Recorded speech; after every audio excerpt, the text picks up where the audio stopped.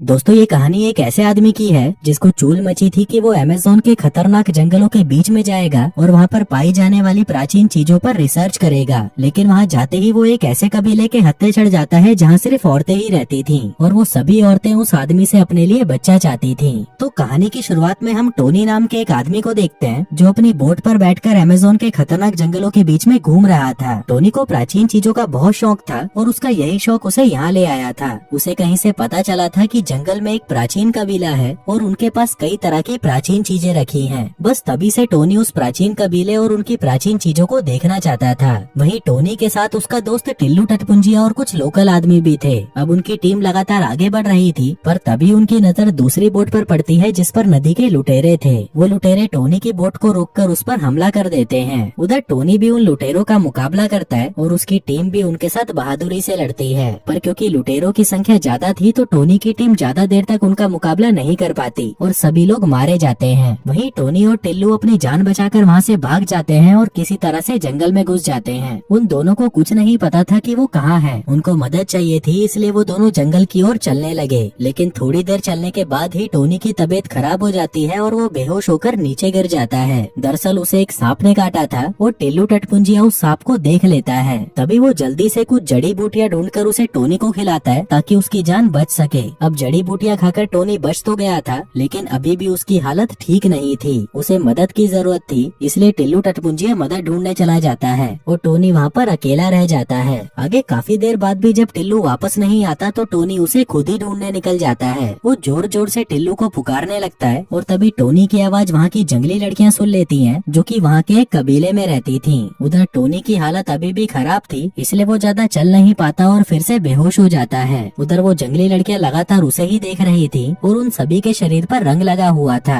वो टोनी को बेहोश देखकर उसके पास आती हैं और उसे उठाकर चलने लगती हैं। दरअसल इस जंगल में एक कबीला भी था जिसके बारे में कोई नहीं जानता था। इस कबीले में सिर्फ लड़कियां ही रहती थी और वही यहाँ का सारा काम करती थी। हम देखते हैं कि टोनी को जिन लड़कियों ने उठाया था वो भी इसी कबीले की थी और वो टोनी को उठाकर अपने कबीले में ले आती हैं। आगे टोनी को जब होश आता है तब वो अपने सामने नताशा नाम की एक लड़की को देखता है। नताशा उसे दवा पिलाना चाहती थी और उसके कहने पर टोनी वो दवा पी लेता है। फिर वो खड़ा होकर आसपास देखने लगता है और नताशा से उसका नाम पूछता है। नताशा उसे अपना नाम बता देती है और साथ ही उसे ये भी बताती है कि वो 4 साल पहले इस जंगल में घूमने आई थी, लेकिन एक दुर्घटना की वजह से वो इन कबीले की लड़कियों के हाथ लग गई, जिसके बाद उन लड़कियों ने इसे अपने कबीले में शामिल कर लिया। अब वो दोनों बातें कर ही रहे थे कि तभी वहाँ पर कुछ लड़कियाँ आकर एक टब रख देती हैं। अब इससे पहले कि टोनी को समझ पाता, वो लड़कियाँ उस टब में पानी भरने लगती हैं, लेकिन टोनी को अभी भी कुछ समझ नहीं आ रहा था। तभी वो सारी लड़कियां टोनी को पकड़कर उसके कपड़े उतारने लगती हैं। वो उसके सारे कपड़े उतारना चाहती थी, लेकिन टोनी किसी तरह से उन्हें रोक लेता है, जिसके बाद वो टोनी को ऐसे ही टब में फेंक देती हैं और उसे नहलाने लगती हैं। वहीं टोनी की आवाजें सुनकर बाकी लड़कियां भी वहाँ पर आ जाती हैं और वो सभी टोनी को देखकर हंसने लगती हैं। वहीं टोनी को उन लड़कियों पर गुस्सा तो आ रहा था, लेकिन वो बेचारा कुछ कर नहीं सकता था। दरअसल वो सभी लड़कियां टोनी के साथ मजदूरी करना चाहती थी,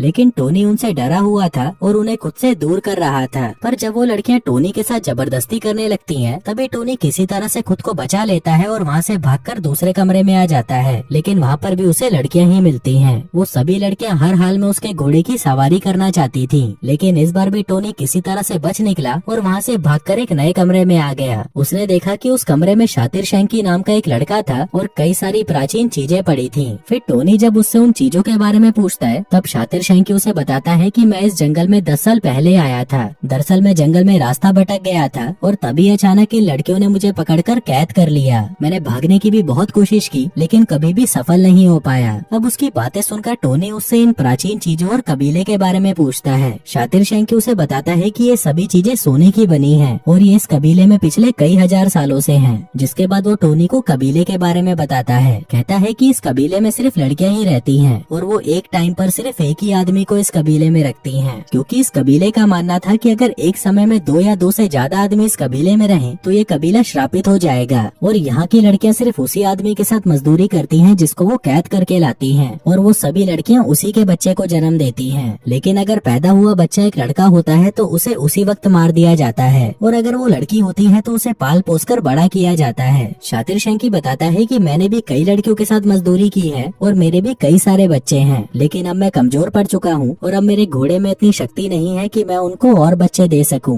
इसलिए अब ये जिम्मेदारी तुम्हारी है। तुम जितना हो सके उतनी लड़कियों की पिंकी बजाओ और उनके बच्चों के पिता बनो। इसी दौरान नताशा उसके पास आती है और शातिर शैंकी को अपने कमरे में जाने को कहती है। उसके जाते ही टोनी नताशा से बात करने लगता है, पर तभी नताशा उसे कहती है कि मैं तुमसे ज्यादा बातें नहीं कर सकती। और इसी बीच बुलबुल नाम की एक औरत भी उनके पास आ जाती है। हम देखते हैं कि नताशा इस कबीले के बाहर की लड़की थी, तो वो टोनी से ज्यादा बातें नहीं कर सकती थी। वो यहाँ पर बस एक नौकरानी थी और उसका काम साफ सफाई का था। अब नताशा को टोनी के साथ देखकर बुलबुल को गुस्सा आ जाता है, लेकिन नताशा को उसके गुस्से का पता चल जाता है और वो टोनी को बुलबुल के पास जाने को कहती है। वहीं उसकी बात मानकर टोनी उसके पास चला जाता है ताकि वो उसका गुस्सा शांत कर सके। पर तभी नताशा उसे कहती है कि तुम्हें इसके साथ मजदूरी करनी होगी, तभी जाकर इसका गुस्सा शांत होगा। अब उसकी बात सुनकर टोनी उसकी तारीफ करने लगता है और कहता है कि तुम्हारी चूचियां तो बहुत बड़ी हैं। वहीं बुलबुल भी अपनी चूचियों की तारीफ सुनकर खुश हो जाती है। अब इससे पहले कि वो उसके घोड़े की सवारी करती, वहाँ पर कुछ और लड़कियां भी आ जाती हैं और टोनी को पाने के लिए बुलबुल के साथ लड़ने लगती हैं। वो सभी लड़कियां टोनी के घोड़े की सवारी करना चाहती थी, इसलिए वो सभी आपस में ही लड़ने लग जाती हैं और वहीं टोनी उनसे बचकर निकल जाता है।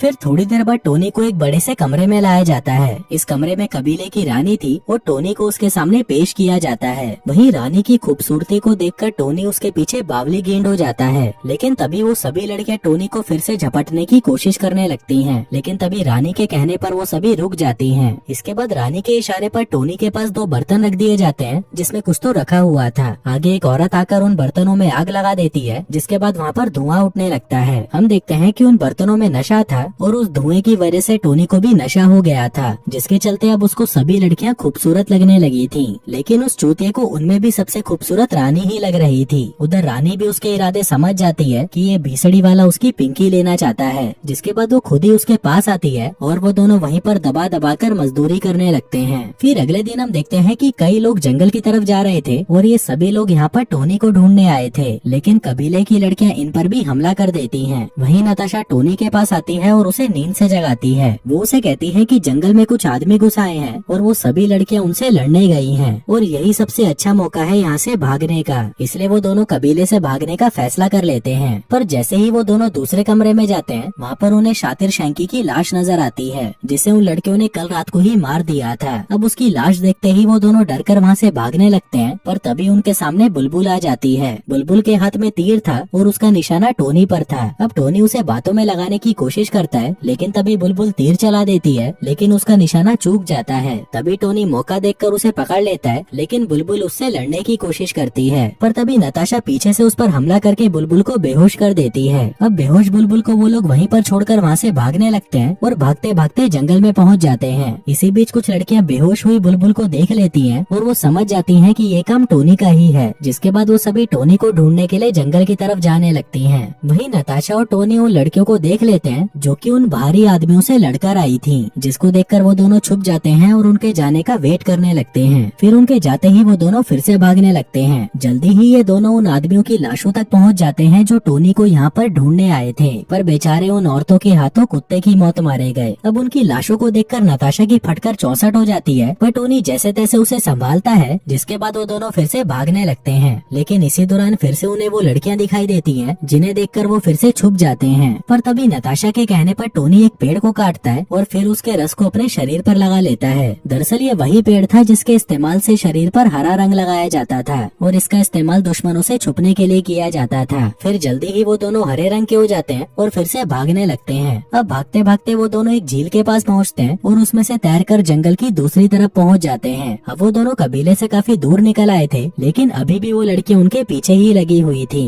उधर उन दोनों की नजर एक टापू पर पड़ती है जो कि नदी के बीचों बीच तैर रहा था। वो दोनों जल्दी से उस टापू पर आते हैं ताकि वो इन लड़कियों से दूर जा सके। तभी वहाँ पर आते ही उन्हें एक हवाई जहाज की आवाज सुनाई देती है जो उनके ऊपर ही घूम रहा था। इस हवाई जहाज में टिल्लू टटपुंजिया था और वो यहाँ पर टोनी को ढूंढ रहा था। दरअसल जब टिल्लू टटपुंजिया टोनी के लिए मदद ढूंढने गया था तो वो भी वहाँ से रास्ता भटक गया था और इसी दौरान ही टोनी को वो कबीले की लड़कियां उठा ले गई थी। फिर कहानी के अंत में टिल्लू टटपुंजिया टोनी और नताशा को बचा लेता है, जिसके बाद टोनी और नताशा शादी कर लेते हैं और हमेशा के लिए साथ में रहने लगते हैं। और दोस्तों इसी के साथ ही ये कहानी यहीं खत्म हो जाती है।